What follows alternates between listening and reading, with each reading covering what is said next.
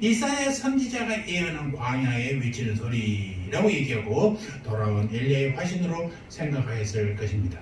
세례 요한은 엘리야가 그랬던 것처럼 한평생 적대적인 정치 권력과 맞서 싸웠고 특히 왕비에게 심한 고난을 받았죠. 엘리야는 아합 왕의 부인 이세벨의 핍박으로 거의 사지로 몰렸지 않습니까? 세례는 어땠어요? 헤롯의 부인 헤로디아에게 의해서 목베이 당했잖아요. 이 모습이 둘이 너무나 다 겹쳐 있습니다. 하나님의 구원사역은 분명한 이렇게 통일성을 가지고 있다는 것입니다. 성경을 그래서 한 부분만 보는 게 아니라 성경 전체를 이렇게 통전적으로 읽어가는 이런 안목이 우리에게 정말 필요한 것입니다.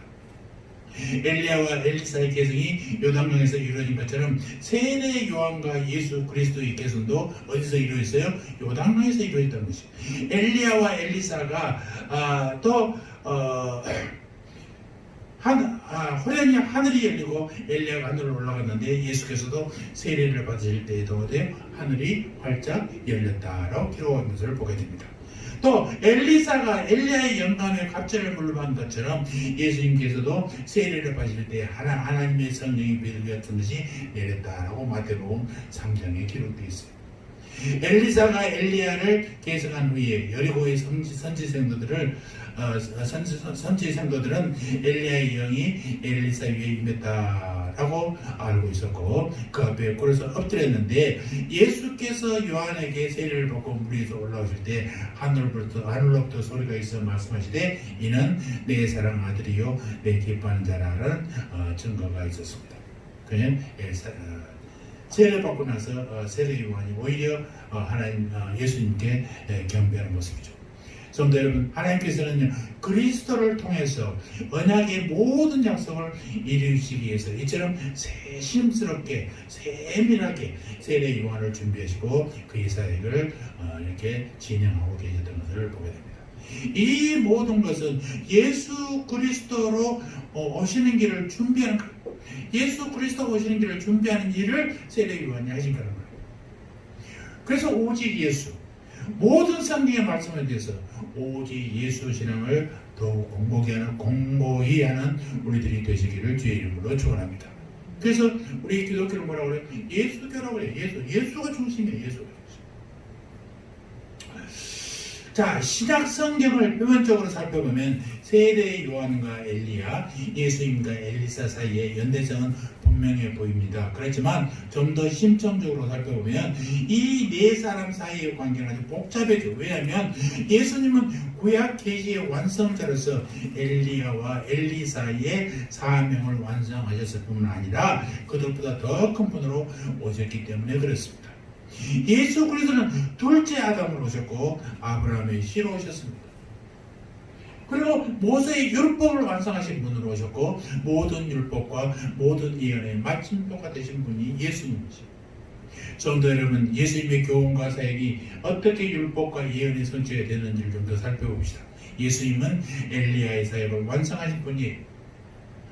예수님은 나사렛 회당에서 행하신 취임 설교 가운데 엘리야와 사르밧과의 얘기를 전하시면서 이 사건이 자신의 사역으로 완성되실 것이다 라는 것을 말씀하고 계십니다. 누가복음 4장 16절에서 30절의 긴 부분이 기록되어 있는데요. 오늘 25절 26절 한번 읽어보겠습니다. 누가복음 4장 16절로 30절 중에 25절과 26절을 보겠습니다. 시작. 내가 참으로 너희에게 이르노니 엘리야 시대에 하늘이 새해 6달을 닫히어 온 땅에 큰 흉년이 들어설 때에 이스라엘에 많은 과부가 있었을 때 엘리야가 그중 한 사람에게도 보내짐을 받지 않고 오직 시돈 땅에 있는 사렙다의 한 과부에게 뿐이었으며 이 설교 때문에 나사렛 사람들이 예수님을 죽이려고 했어요.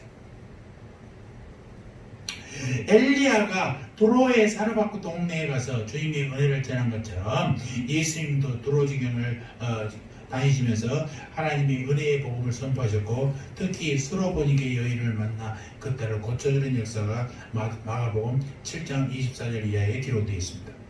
엘리야가 사르밧 과부의 죽은 아들을 기도로 살린 것 같이 예수님께서는 또 나인성의 과부 그 아들의 죽음을 살리셨어요. 예수도 엘리사의 사역을 완성하신 분이라고 그랬잖아요. 예수님이 나사렛 취임스럽게서 자신이 엘리사의 사역을 완성할 것을 명백히 말씀하고 계신 것을 보게 됩니다. 엘리사가 선지자가 된 후 첫 사역으로 여리고의 선물을 단물로 변하시는 이적을 행했죠. 예수님이 어땠습니까? 공생의 첫 사역이 가나의 혼인잔치, 물을 포도주로 바꾸는 이적을 행하신 것을 보게 됩니다. 엘리사가 수넴 여인의 죽은 아들을 살린 것처럼 예수님은 회당장 야이로의 딸을 살리셨고 수넴에서 가까운 나인성 과부의 아들을 죽은 아들을 살린 기록이 누가복음 7장 11절 이하에 나와요. 그뿐입니까? 엘리사가 아람 장군 나아만의 나병을 고친 것처럼 예수님도 나병 환자를 고친 장면이 우리가 많이 신약 성경에서 보게 됩니다. 여러분, 엘리사가 죽어 장사된 후에 묘실에 안치되었을 때에 시체가 엘리사의 뼈에 부딪히자 죽음에서 깨어 일어난 것을 기억하십니까? 열왕기하 13장 21절을 봅시다.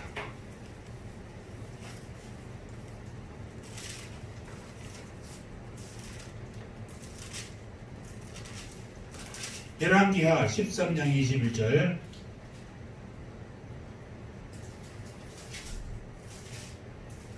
엘리야와 엘사, 예수 그리스도에 대한 얘기를 하다 보니까 성경을 빼놓고는 할 수가 없어요. 그래서 성경을 많이 찾게 됩니다. 열왕기하 13장 21절 시작. 마침 사람을 장사하는 자들이 그 적당을 보고 그 시체를 엘리사의 묘실에 들이던짐에 시체가 엘리사의 뼈에 닿자 곧 회생하여 일어섰더라. 이와 같이 예수님은 죽어 시체가 되어 냄새나는 나사로도 살리셨잖아요. 그리고 자신이 부활이요 생명이다 라는 것을 증거하신 장면입니다. 우리가 잘 아는 대로 예수님이 십자가에 달려서 가실 때 기적이 일어났잖아요. 마태복음 27장 이하에 잘 나오죠. 무덤들이 열렸습니다. 자던 성도의 몸이 많이 일어나되 예수의 부활 후에 그들이 무덤에서 나와서 거룩한 성에 들어가 많은 사람들에게 보이니라 라고 말씀하고 있어요. 여러분, 우리 예수님은요 이처럼 구약의 사역을 계승하면서도 이를 완성시키는 면에서 앞서의 모든 주의 종들을 초월하시는 분이라는 것을 성경을 통해서 보게 됩니다.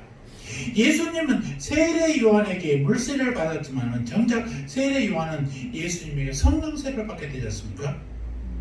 예수님의 어머니 마리아가 예수를 잉태한 지 얼마 되지 않아서 세례 요한을 잉태한 엘리사벳에게 방문합니다. 그런데 그 태아 예수를 느끼고 어머니 뱃속에서 뛰어놀았다는 사실, 흔한 거지만 우리가 보통 놓치는 장면들이에요. 누가복음 1장 41절 봅시다. 뱃속에서도 예수님을 보고 반응하는 요한이었어요. 참 대단한 하나님의 역사가 이렇습니다.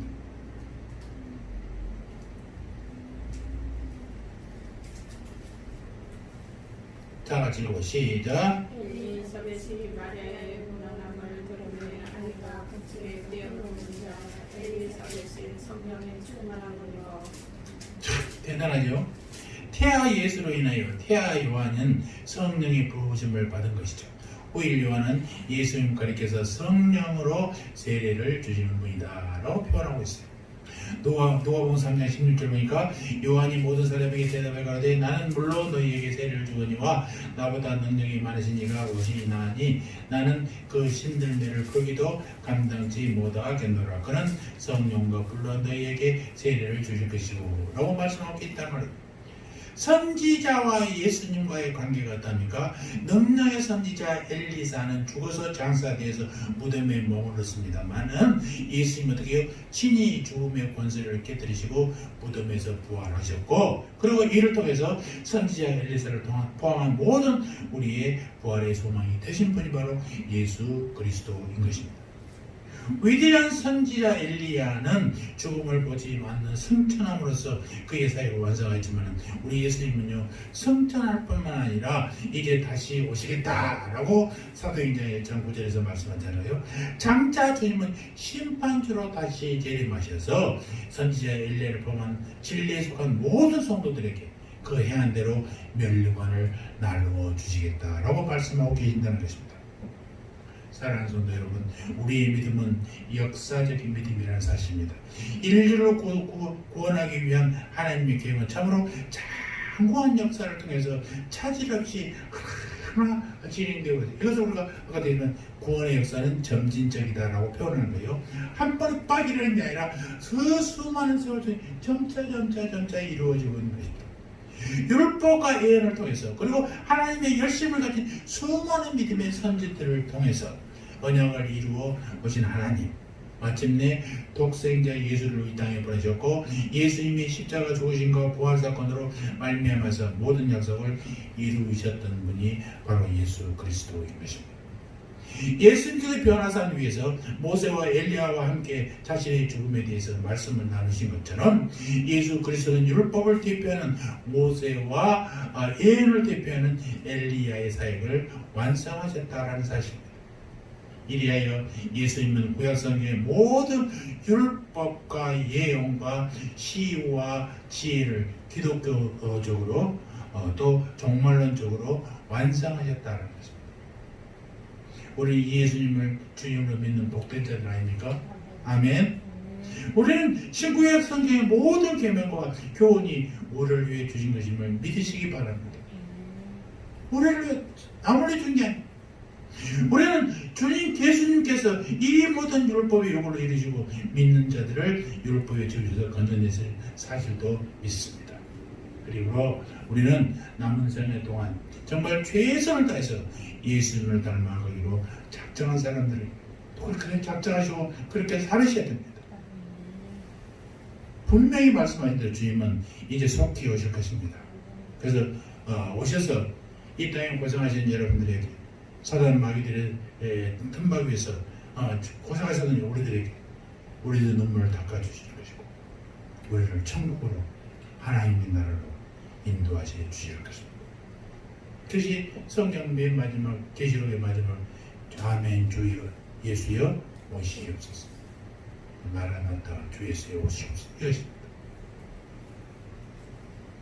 주님의 오실 것을 기대하면서 주님 오실 때에 나는 어떻게 살아야 될 것인가? 오직 예수 신앙 갖고 철저하게 살아가는 우리들 되시길 주의 이름으로 축원합니다. 하나님 우리 아버지, 오늘 또 코로나 상황 속에서도 예배할 수 있게 하신 주님께 감사를 드립니다. 죄인인 우리가 예수를 믿어 복된 자로 만들어 주님도 감사합니다. 남은 생애 동안 최선을 다하여 예수님을 닮아가 주님 영광을 올려드리는 성도의 삶을 살게 하여 주시옵소서. 감사합니다. 예수님의 이름으로 기도합니다. 아멘.